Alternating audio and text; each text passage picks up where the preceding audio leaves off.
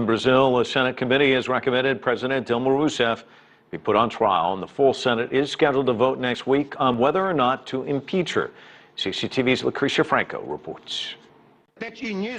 After 3 days of heated debate, the 21-member Senate committee voted 15-5 with one abstention to send impeachment proceedings against Brazil's President Dilma Rousseff to the full upper house. Rousseff, the nation's first female president, is accused of violating fiscal laws by using state banks to conceal budget shortfalls ahead of her re-election in 2014, a charge she flatly denies. There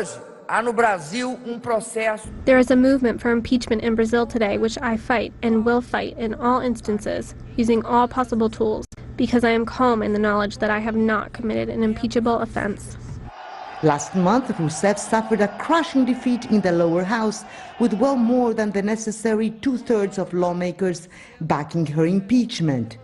The vote was presided by the House Speaker Eduardo Cunha, one of Rousseff's most powerful enemies, who himself was suspended from his job Thursday by Brazil's Supreme Court. This as he is investigated for alleged corruption and abuse of power, among other charges.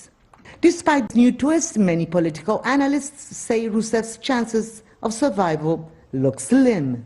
President Dilma Rousseff has a very small chance to remain in office. Probably she's going to be impeached next week. But the problem in Brazil is that we need at least a minimum of political stability in order to get out of the economic crisis. And this is very difficult now. People don't like the president, people don't like the vice president who's going to take office, and the politicians are failing to respond to the social demands of the Brazilian population. Meanwhile, Brazil's Vice President, Michel Temer, a senior member of the Brazilian Democratic Party, which broke its alliance with Rousseff's Worker Party to seek her impeachment, is preparing to take over.